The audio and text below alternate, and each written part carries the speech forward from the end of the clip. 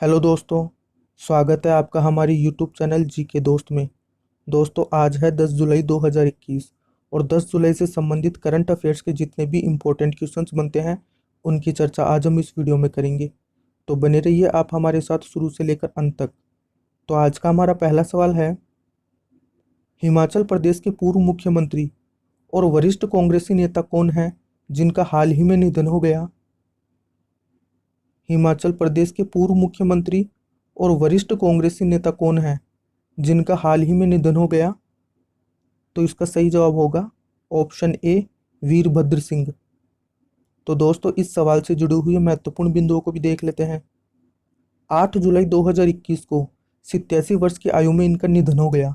Important point है दोस्तों, पूछा जा सकता है कि हिमाचल प्रदेश के पूर्व मुख्यमंत्री और वरिष्ठ कांग्रेसी नेता वीरभद्र सिंह का निधन हाल ही में कब हुआ? तो 8 जुलाई 2021 को। और किस आयु में हुआ? तो 87 वर्ष की आयु में। ये हिमाचल प्रदेश के राजा साहब के उपनाम से लोकप्रिय थे। इंपॉर्टेंट पॉइंट है दोस्तों, पूछा जा सकता है कि वीरभद्र सिंह को किस उपनाम से जाना जाता था?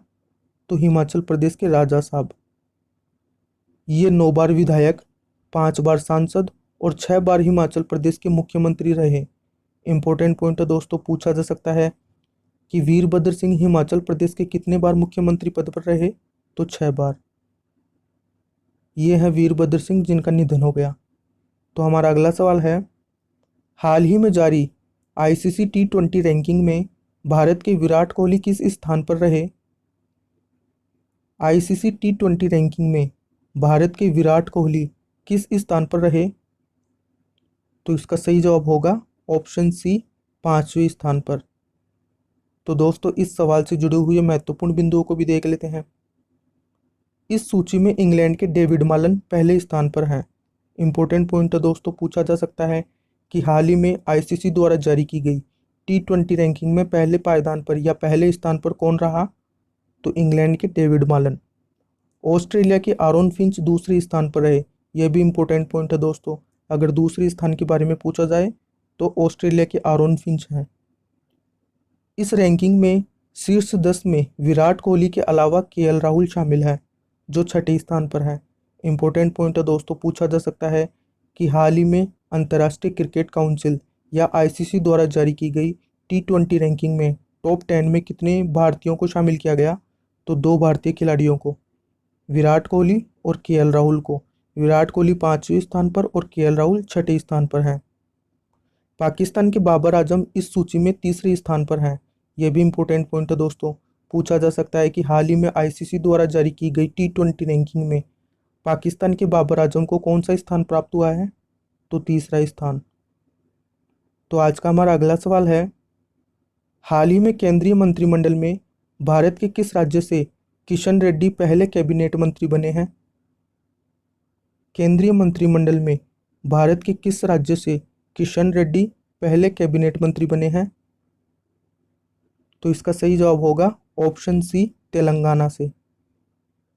दोस्तों, आपको बताता चलूं कि जब से तेलंगाना का निर्माण हुआ है उसके बाद से किशन रेड्डी पहले मंत्री हैं जो कि केंद्रीय मंत्रिमंडल में शामिल हुए हैं। तो इस सवाल से जुड़े हुए महत्वपूर्ण बिंदुओं को भी देख लेते हैं। इनको केंद्रीय संस्कृति मंत्री, पर्यटन मंत्री और पूर्वोत्तर क्षेत्र का विकास मंत्री बनाया गया है। इंपॉर्टेंट पॉइंट है दोस्तों, पूछा जा सकता है कि तेलंगाना से पहले कैबिनेट मंत्री बने किशन रेड्डी को कौन सा मंत्रालय या कौन सा पद दिया गया है? तो वो केंद्रीय संस्कृति मंत्री, पर्यटन मंत्री और पूर्वोत्तर क्षेत्र का विकास मंत्री बनाया गया है उनको, और ये हैं किशन रेड्डी। तो आज का हमारा अगला सवाल है, हाल ही में केंद्रीय मंत्रिमंडल में हुए विस्तार के बाद केंद्र सरकार में कुल कितनी महिला मंत्री हैं? केंद्रीय मंत्रिमंडल में हुए विस्तार के बाद केंद्र सरकार में कुल कितनी महिला मंत्री हैं? तो इसका सही जवाब होगा ऑप्शन डी, 11। तो दोस्तों, आज का हमारा अगला सवाल है, हाल ही में श्रीलंका के नए वित्त मंत्री के तौर पर किसकी नियुक्ति की गई है? श्रीलंका के नए वित्त मंत्री कौन बने हैं? तो इसका सही जवाब होगा ऑप्शन डी, बासिल राजपक्षे, और ये हैं बासिल राजपक्षे। तो हमारा अगला सवाल है, हाल ही में चर्चा में रहा सुल्ली डील्स क्या है? सुल्ली डील्स क्या है जो हाल ही में चर्चा में था? तो इसका सही जवाब होगा ऑप्शन सी, यह एक ऐप है। तो दोस्तों इस सवाल से जुड़े हुए महत्वपूर्ण बिंदुओं को भी देख लेते हैं। इस ऐप पर सैकड़ों मुस्लिम महिलाओं की तस्वीर वायरल और नीलाम की जाती है। इस ऐप के चर्चा में रहने का कारण क्या है कि इस ऐप पर सैकड़ों मुस्लिम महिलाओं की तस्वीरें वायरल और नीलाम की जाती है। इस ऐप पर बिना इजाज़त के मुस्लिम महिलाओं की तस्वीर अपलोड कर दी जाती है। सुल्ली या सुल्ला एक अपमानजनक शब्द है जिसका इस्तेमाल मुसलमानों के लिए किया जाता है। यह ऐप सुल्ली डील्स एक होस्टिंग प्लेटफॉर्म गिटहब पर बनाया गया है। तो दोस्तों आज का हमारा अगला सवाल है, हाल ही में जारी हेनली पासपोर्ट इंडेक्स 2021 के अनुसार किस देश का पासपोर्ट 2021 का सबसे शक्तिशाली पासपोर्ट है?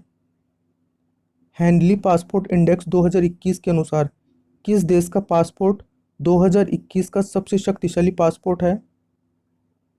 तो इसका सही जवाब होगा ऑप्शन सी, जापान का पासपोर्ट। तो दोस्तों इस सवाल से जुड़े हुए महत्वपूर्ण बिंदुओं को भी देख लेते हैं। हेनली एंड पार्टनर संस्था वर्ष 2006 से लगातार world most travel friendly passport की रैंकिंग जारी कर रहा है। हेनली पासपोर्ट इंडेक्स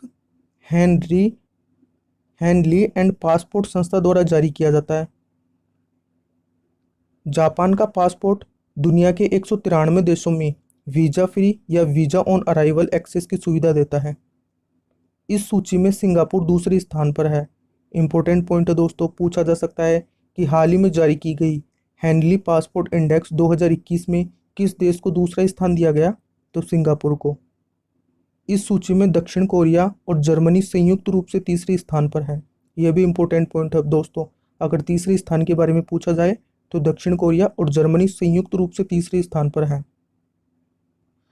भारत इस सूची में 90वें स्थान पर है। भारतीय पासपोर्ट दुनिया के कुल 58 देशों में फ्री वीज़ा की सुविधा देता है। ये भी इम्पोर्टेंट पॉइंट है दोस्तों, पूछा जा सकता है कि हेनली पासपोर्ट इंडेक्स 2021 में भारत को कौन सा स्थान दिया गया? तो 90वां स्थान दिया गया। तो आज का हमारा अगला सवाल है, हाल ही में केंद्र सरकार ने इमरजेंसी हेल्थ रिस्पॉन्स हेतु कितने करोड़ के पैकेज की घोषणा की? केंद्र सरकार ने इमरजेंसी हेल्थ रिस्पॉन्स हेतु कितने करोड़ के पैकेज की घोषणा की?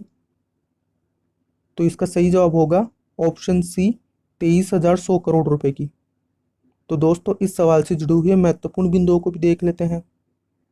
इस पैकेज की घोषणा केंद्र सरकार द्वारा कोरोना महामारी की तीसरी लहर से निपटने हेतु की गई है। 23,100 करोड़ रुपए की घोषणा कोरोना महामारी की तीसरी लहर से निपटने हेतु की गई है। इस पैकेज की मदद से भारत के 736 जिलों में पीडियाट्रिक यूनिट बनाने का प्रावधान किया गया है। दोस्तों अगर आपको हमारा ये वीडियो पसंद आ रहा है तो हमारे चैनल को सब्सक्राइब करके बेल आइकन को प्रेस करके ऑल पर सेट करते चलिए, जिससे हमारे आगे आने वाली सभी लेटेस्ट वीडियो की नोटिफिकेशन सबसे पहले आप तक पहुंच सके। तो हमारा अगला सवाल है, हाल ही में अंतर्राष्ट्रीय क्रिकेट काउंसिल आईसीसी ने किसे सीईओ के पद से हटा दिया? अंतर्राष्ट्रीय क्रिकेट काउंसिल आईसीसी ने किसे सीईओ के पद से हटा दिया है? तो इसका सही जवाब होगा ऑप्शन सी, मनु साहनी को। और इनको क्यों हटा दिया है वो भी जान लेते हैं। इनके खिलाफ नियमों के उल्लंघन के कारण आईसीसी ने यह कदम उठाया है।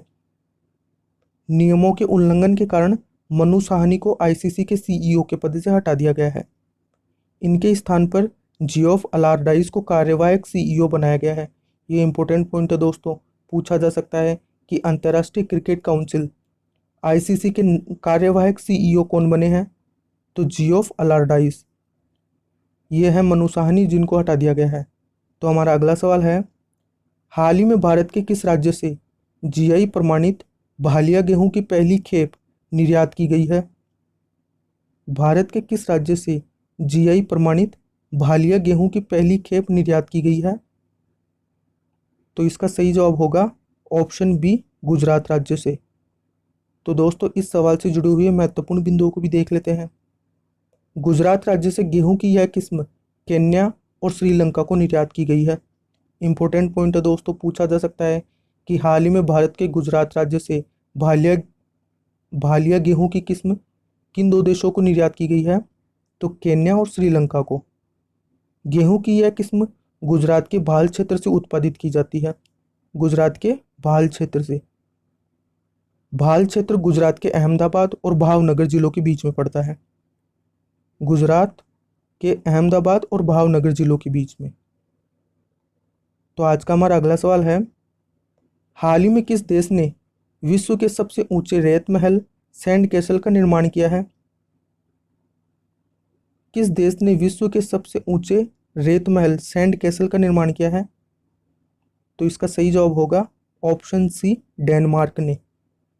तो दोस्तों इस सवाल से जुड़े हुए महत्वपूर्ण बिंदुओं को भी देख लेते हैं। डेनमार्क के नए सैंड कैसल की ऊंचाई 21.16 मीटर है। कितनी? 21.16 मीटर। यह सैंड कैसल जर्मनी द्वारा वर्ष 2019 में बनाए गए सैंड कैसल से 3.5 मीटर लंबा है। रेत का यह महल 4,860 टन रेत से बनाया गया है। तो आज का हमारा अगला सवाल है, हाल ही में किस ई कॉमर्स कंपनी ने सिंगल यूज प्लास्टिक पैकेजिंग पर पूरी तरह से रोक लगा दी है? किस ई कॉमर्स कंपनी ने सिंगल यूज प्लास्टिक पैकेजिंग पर पूरी तरह से रोक लगा दी है? तो इसका सही जवाब होगा ऑप्शन बी, फ्लिपकार्ट ने। तो दोस्तों इस सवाल से जुड़े हुए महत्वपूर्ण बिंदुओं को भी देख लेते हैं। फ्लिपकार्ट ने अपने 70 से ज़्यादा सप्लाई सेंटर्स में पैकेजिंग में प्लास्टिक के इस्तेमाल पर रोक लगा दी है। फ्लिपकार्ट का मुख्यालय कर्नाटक की राजधानी बेंगलुरु में स्थित है। ये इंपॉर्टेंट पॉइंट है दोस्तों, पूछा जा सकता है कि फ्लिपकार्ट का मुख्यालय भारत के किस राज्य में स्थित है? तो कर्नाटक राज्य में। कर्नाटक राज्य की राजधानी बेंगलुरु में। फ्लिपकार्ट के सीईओ कल्याण कृष्ण मूर्ति हैं। यह भी इंपॉर्टेंट पॉइंट है दोस्तों, पूछा जा सकता है कि फ्लिपकार्ट के वर्तमान सीईओ कौन है? तो कल्याण कृष्ण मूर्ति। तो आज का हमारा अगला सवाल है, अर्थशास्त्र के क्षेत्र में योगदान हेतु किस भारतीय अर्थशास्त्री को हाल ही में हम्बोल्ट रिसर्च अवार्ड 2021 से सम्मानित किया गया? अर्थशास्त्र के क्षेत्र में योगदान हेतु किस भारतीय अर्थशास्त्री को हम्बोल्ट रिसर्च अवार्ड 2021 से सम्मानित किया गया? तो इसका सही जवाब होगा ऑप्शन ए, कौशिक बसु। तो दोस्तों इस सवाल से जुड़े हुए महत्वपूर्ण बिंदुओं को भी देख लेते हैं। प्रतिष्ठित पुरस्कार अलेक्जेंडर वॉन हम्बोल्ट फाउंडेशन द्वारा प्रायोजित है और प्रत्येक वर्ष 100 प्राप्तकर्ताओं को प्रदान किया जाता है। इंपॉर्टेंट पॉइंट है दोस्तों, पूछा जा सकता है कि हम्बोल्ट रिसर्च पुरस्कार 2021 या हम्बोल्ट रिसर्च अवार्ड किस संस्था द्वारा जारी किया जाता है? तो अलेक्जेंडर वॉन हम्बोल्ट फाउंडेशन द्वारा। हम्बोल्ट रिसर्च अवार्ड दुनिया भर के वैज्ञानिकों और अर्थशास्त्रियों को उनके काम के लिए सम्मानित करता है। इस पुरस्कार में 60,000 यूरो की पुरस्कार राशि और जर्मनी में एक वैज्ञानिक संस्थान में 12 महीने तक अनुसंधान परियोजनाओं को पूरा करने की पेशकश शामिल है। ये है कौशिक बसु जिनको पुरस्कार मिला है। हमारा अगला सवाल है, हाल ही में भारत के किस राज्य में देश का दूसरा खनन स्कूल खोलने का प्रस्ताव पारित किया गया है? भारत के किस राज्य में देश का दूसरा खनन स्कूल खोलने का प्रस्ताव पारित किया गया है? तो इसका सही जवाब होगा ऑप्शन सी, कर्नाटक में। तो दोस्तों इस सवाल से जुड़े हुए महत्वपूर्ण बिंदुओं को भी देख लेते हैं। यह स्कूल कर्नाटक के बेल्लारी शहर में स्थापित किया जाएगा। इंपॉर्टेंट पॉइंट है दोस्तों, पूछा जा सकता है कि भारत का दूसरा खनन स्कूल भारत के किस राज्य के किस शहर में स्थापित किया जाएगा? तो कर्नाटक राज्य में और कर्नाटक राज्य के बेल्लारी शहर में। यह स्कूल कर्नाटक राज्य का पहला खनन स्कूल होगा। कर्नाटक के बेल्लारी शहर में स्थापित होने वाला खनन स्कूल कर्नाटक राज्य का पहला स्कूल होगा। यह स्कूल खानों के प्रबंधन और तकनीकी कौशल में प्रशिक्षण देने हेतु खोला जा रहा है। यह स्कूल बेल्लारी में 50 एकड़ में बनेगा।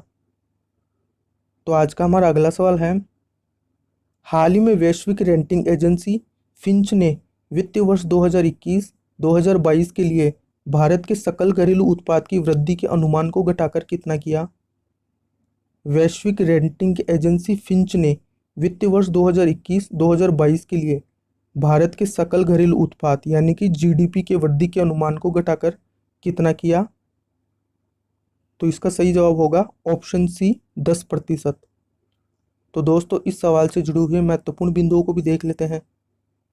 वैश्विक रेटिंग एजेंसी फिंच ने भारत की वृद्धि के अनुमान को 12.8% से घटाकर 10% कर दिया है।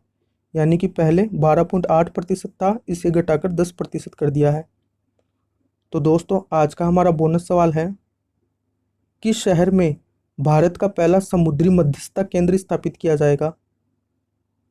भारत का पहला समुद्री मध्यस्थता केंद्र भारत के किस शहर में स्थापित किया जाएगा? तो इसका सही जवाब होगा ऑप्शन डी, गांधीनगर में। और गांधीनगर गुजरात राज्य में स्थित है। तो दोस्तों इस सवाल से जुड़े हुए महत्वपूर्ण बिंदुओं को भी देख लेते हैं। यह केंद्र गुजरात मेरीटाइम बोर्ड द्वारा गांधीनगर के गिफ्ट सिटी में स्थापित किया जा रहा है। कहाँ?